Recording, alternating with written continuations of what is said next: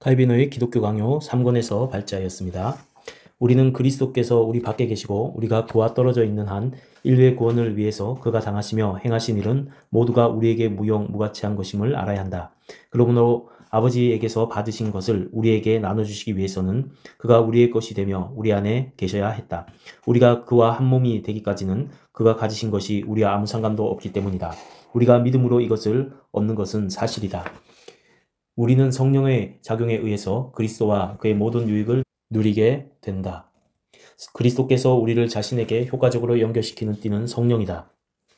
성령은 우리를 세상에서 분리시켜 영원한 기업의 소망을 바라보는 무리로 만든다. 그래서 성령을 성결의 영이라고 부른다.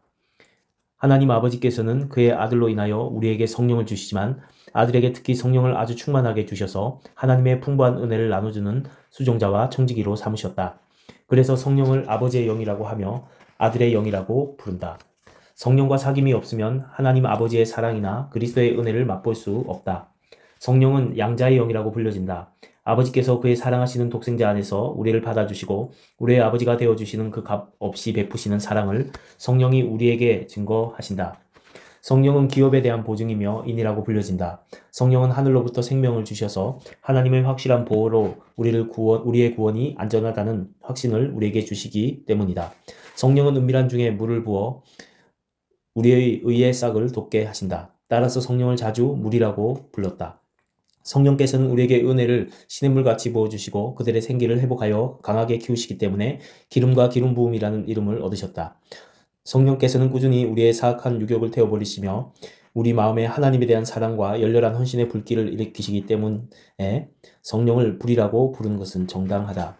성령은 모든 하늘의 은사가 우리에게 흘러오게 하는 근원이 되는 샘물이며 하나님께서 그 권능을 행사하시는 주의 손으로 묘사되었다.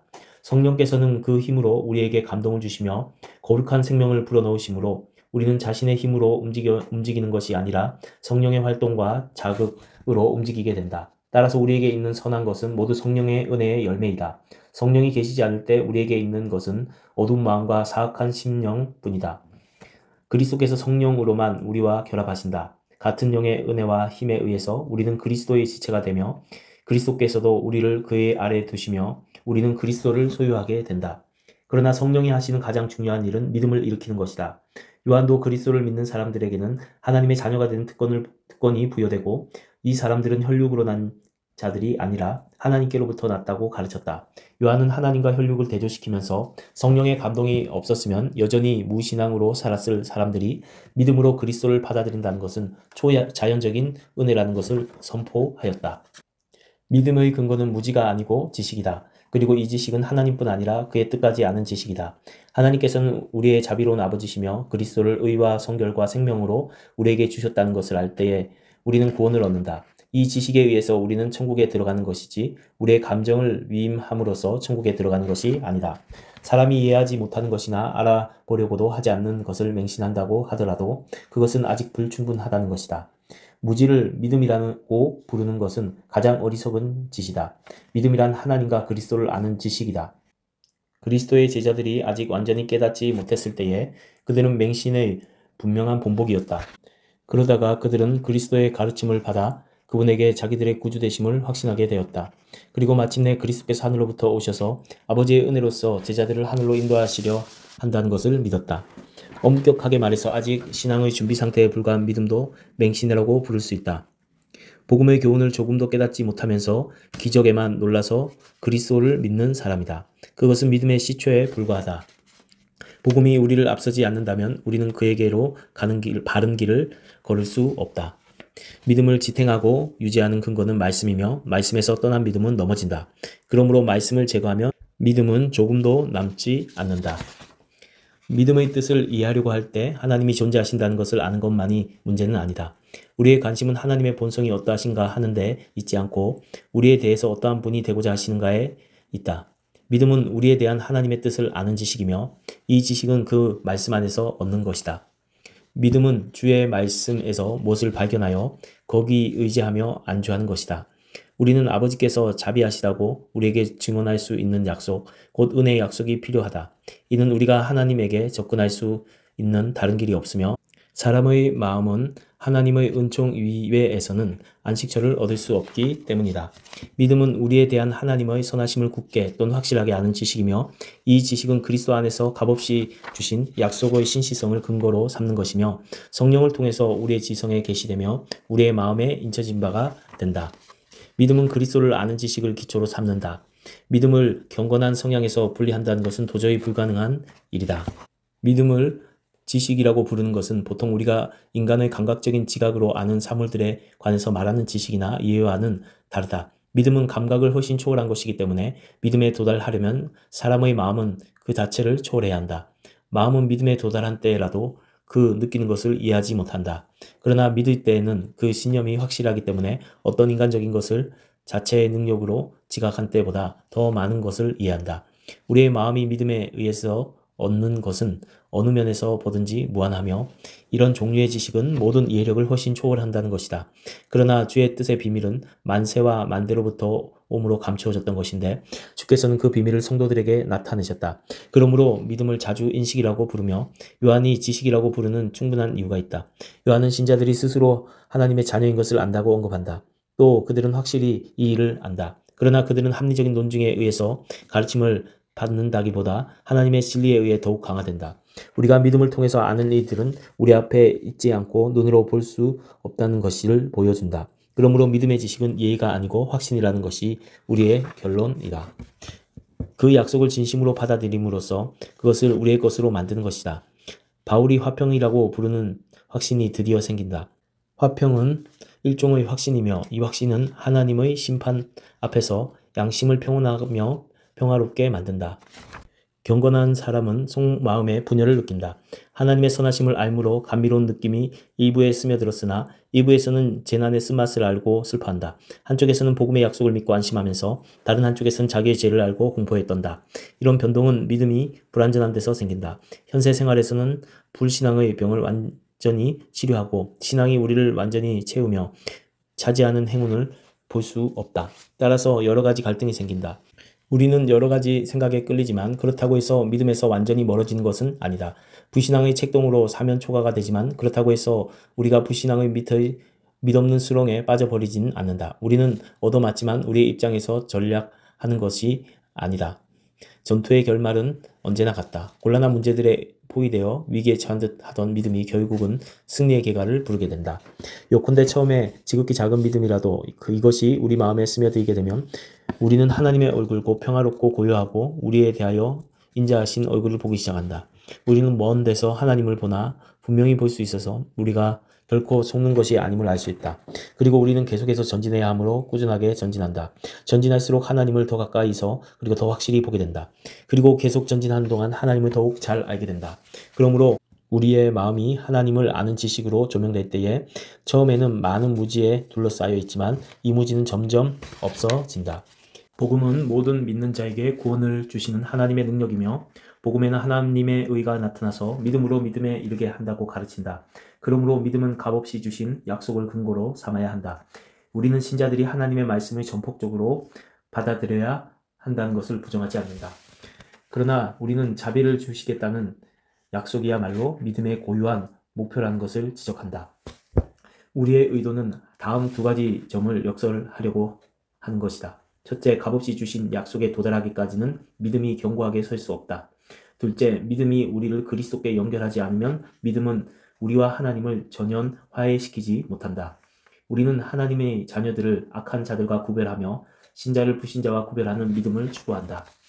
우리의 마음은 헛된 것에 기울여져 있어서 하나님의 진리에 결코 이를 수 없으며 우둔하여 항상 하나님의 진리의 빛을 보지 못한다. 따라서 성령의 조명이 없으면 하나님의 말씀은 아무것도 할 수가 없다. 이로 보아서 분명히 알 수 있는 것은 믿음이 인간의 이해력을 훨씬 초월한다는 것이다. 그리고 우리의 마음이 성령의 능력으로 강화되고 지원을 받지 않으면 우리의 지성으로는 하나님의 말씀을 알 수 없다. 성령은 믿음을 불러일으킬 뿐 아니라 점진적으로 성장하게 하여 드디어 우리를 믿음으로 인하여 천국에 가도록 인도한다. 우리가 그리스도의 마음을 알게 되는 것은 성령에 의해서이다. 하나님의 영에 일단 끌려가면 우리의 지성과 마음은 높이 들려 우리의 이해력은 초월한 경지에 이른다. 그때 우리의 영혼은 성령의 조명을 받아 이를테면 새로 날카로운 시력을 얻어 이전에 눈을 멀게 했던 그 찬란한 하늘의 비밀을 보게 된다. 또 인간적인 이해력도 이같이 성령의 빛으로 조명을 받아 하나님의 나라에 속한 일들을 드디어 참으로 맛보기 시작하며 이전에 심히 어리석고 미각이 둔하던 것과는 달라진다. 따라서 성령이 내면적 교사가 되어서 우리의 마음을 비추시며 하나님의 말씀이 들어올 길을 마련하시지 않으면 하나님의 말씀은 우리의 마음에 침투할 수 없다. 하나님의 말씀을 믿음으로 받아들이려면 그 말씀이 두뇌의 상층부에서 돌아다녀서는 안 되고 마음의 깊은 곳에 뿌리를 내려야 한다. 하나님의 영의 조명이 지성에 이 진정한 이해력을 준다면 마음에 확신을 주는 것 또한 성령의 능력임은 더욱 분명하다. 사람의 마음이 깨우침을 받아 하나님의 선하심을 맛보게 되면 그것과 동시에 어떻게 하나님께 대한 열렬한 사랑으로 보답하지 않을 수 있겠는가? 하나님을 경외하는 자들을 위하여 그가 간직하신 그 풍성한 행복을 알게 되면 우리는 동시에 큰 감동을 받지 않을 수 없다. 한번 감동을 받으면 사람은 그 행복감에 압도되어 끌려가게 된다. 우리 속에 처음으로 사랑을 일으키는 것은 오직 믿음이다. 믿음은 우리가 영생을 받았다고 믿으며 소망은 영생이 언젠가 나타나리라고 예상한다. 믿음은 소망의 토대요. 소망은 믿음에 영향을 주며 힘을 준다. 소망의 목표는 믿음의 목표와 다를 수 없다. 믿음의 유일한 목표는 하나님의 자비이다. 거룩한 실생활은 값없이 의롭다 하시는 일에서 분리될 수 없다. 회개가 항상 믿음을 따를 뿐 아니라 또한 믿음에서 생긴다는 것은 부정할 수 없는 사실이다. 그리스도인들은 일평생 회개를 계속해야 한다. 하나님을 향한 회심을 전체적으로 회개란 말로 이해하며 믿음이 이 회심의 중요 부분이라는 사실을 나는 알고 있다. 회개에 해당하는 히브리 말은 전환 또는 귀환이라는 뜻에서 왔다. 헬라 말은 마음 또는 의도를 바꾼다는 뜻에서 왔다. 우리가 우리 자신을 떠나서 하나님께로 향하며 우리의 이전의 마음을 벗어버리고 새로운 마음을 입는다는 것이다. 회개는 우리의 생활을 하나님 쪽으로 전향하는 일이며 그를 순수하게 또 진지하게 두려워하기 때문에 생기는 전향이다. 그리고 회개의 요소는 옛사람과 육을 죽이는 것과 성령에 의한 삶으로서 성립된다. 회개는 하나님께로 생활을 전향하는 것이라고 할 때에 그것은 외면적인 행위뿐 아니라 영혼 자체가 변모할 것을 요구한다. 영혼은 그 옛 성질을 벗어버려야만 비로소 갱신과 조화되는 행위를 낳을 수 있다. 주께서는 생명의 기업을 받도록 양자로 삼으신 모든 사람을 완전히 회복시키기를 기뻐하신다. 이 회복은 한순간이나 하루나 한 해에 이루어지는 것이 아니고 한평생이 필요하다. 하나님께서는 계속적으로 어떤 때에는 느린 걸음으로 선택받은 사람들 속에서 육의 부패를 씻어버리시며 그들의 죄책을 깨끗이 없애며 그들을 성전으로 주께 바치게 하신다. 그리고 그들의 온 마음을 새롭게 하여 진정한 순결에 이르게 하시며 그들이 평생을 통하여 회개를 실천하며 이 싸움은 죽음이 와야만 끝난다는 것을 알게 하신다. 사람이 하나님의 형상에 가까워질수록 하나님의 형상은 그의 안에서 더욱 빛난다. 신자들이 이 목표에 도달할 수 있도록 하나님께서는 그들에게 회개의 경주를 하게 하시며 평생을 두고 달리도록 하신다. 그들은 육의 괴롭힘을 전혀 느끼지 않으리만큼 완전한 자유를 소유하게 된 것은 아니다. 그들 안에는 싸워야 할 요소가 여전히 남아있으며 훈련이 계속된다. 그들은 훈련을 받을 뿐 아니라 자기의 무력을 더욱 깨닫게 된다. 이 문제에 대해서 건전한 판단력을 가진 사람들의 이치된 의견은 중생한 사람들 안에는 악을 촉발시키는 불씨가 남아있어서 끊임없이 정욕의 불길이 튀어나와서 죄를 짓도록 꿰며 자극한다는 것이다. 하나님께서는 그 백성을 중생시킴으로써 죄의 지배는 소멸시키신다. 신자들이 성령의 주시는 힘을 받아 죄에 대하여 우세하게 되며 드디어 싸움에서 이기기 때문이다. 그러나 죄의 지배력을 잃을 뿐이지 그것이 신자들 안에서 과하지 않는 것은 아니다. 따라서 우리는 옛사람이 십자가에 못 박히고 죄의 법이 하나님의 자녀들 안에 폐지되었지만 다소의 흔적은 남아있다고 말한다. 그 흔적은 그들을 지배하는 것이 아니라 그들로 하여금 자기의 무기력을 의식하게 하여 겸손하게 만든다. 이런 흔적에 대해서는 마치 그것이 전혀 없는 것 같이 책임을 추궁당하지 않는다는 것을 우리는 인정한다. 그러나 동시에 우리는 이것이 하나님의 은혜로 되는 일이며 따라서 하나님 앞에 죄인이며 죄책이 있는 자들임에도 불구하고 성도들은 하나님의 은혜로 이 죄책에서 해방된다. 성령은 우리를 성화시키기 위해서 우리에게 파견되셨다. 우리는 성령에 의하여 성화되지만 육신을 쓰고 있는 동안은 많은 죄와 무기력에 둘러싸여 있다. 그래서 완전과는 아주 먼 우리는 꾸준히 계속해서 전진해야 하며 죄 속에 얽혀 있으나 매일 그 죄와 싸워야 한다. 이 사실에서 우리는 우리가 태만과 부주의를 떨어버리고 정신을 집중하여 우리의 육의 전술에 부지불식간에 압도되지 않도록 감시해야 된다는 결론에 이르게 된다. 우리가 매일 짓는 죄를 고백하는 것이 마땅할 뿐 아니라 중대한 죄에 대해서는 오래전에 잊은 것이라 해도 회상해서 고백해야 한다. 만일 우리가 우리의 무거운 짐을 지고 신음하며 우리의 악행을 통곡하면서 하나님에게 사죄를 간구한다면 그때 비로소 우리는 영적인 잠에서 깨어났다는 것을 증명하게 될 것이다. 죄에 대한 증오심이 회개의 시초이며 그리스도를 아는 지식에 우리를 처음으로 접근하게 만든다. 우리는 마땅히 결코 용서를 받지 못할 이 가증한 죄의 성격을 규명해야 한다. 하나님의 진리의 조명을 받아 무지를 주장할 수 없게 되었으면서도 악한 의도로 하나님의 진리에 항거하는 사람들은 성령을 거스리는 죄를 짓는 자들이다. 이런 사람들은 성령의 사역인 조명에 반항하기 때문에 이러한 것은 성령을 거스려 회방하는 것이라고 한다. 주께서 책망하신 바리새인들도 그러한 자들이었다. 그들은 성령의 능력을 바알세불이란 이름으로 중상하였다. 모든 죄를 열거하는 것은 불가능하다.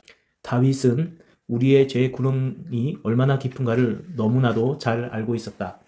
그러므로 죄를 일일이 세지 않고 다만 자기의 악행의 깊은 구렁 밑에서 주를 향하여 나는 눌렀나이다, 묻혔나이다, 숨이 막히나이다, 음부의 줄이 나를 두르고 내가 깊은 수렁에 빠지며 원컨대 손을 내밀어 주소서 나는 힘이 빠지고 죽어가나이다라고 부르짖었다. 그러면 다윗이 자기의 죄들을 낱낱이 세려고 하지 못한 것을 보면서 누가 자기의 죄를 세려는 생각을 할 것인가? 죄를 일일이 열거하는데 온 정신이 팔려서 자기의 마음속에 숨어있는 죄의 수렁과 비밀한 죄와 그 추악성을 잊어버려서는 안 된다. 죄의 자백에 대한 확실한 지도 원리는 우리의 이해력이 우리의 죄의 심연에 미치지 못한다는 것을 인식하고 고백하는 것이다. 세리의 고백이 이 원칙에 따른 것임을 우리는 안다. 하나님이여 불쌍히 여기옵소서. 그 말은 저는 말할 수 없이 큰 죄인입니다. 저는 전적으로 죄인입니다. 저의 죄들이 얼마나 큰지 저의 마음으로 이해할 수 없고 입으로 말할 수 없습니다. 당신의 자비의 심연으로 저의 죄의 심연을 삼켜버리소서라고 말하는 것과 같다.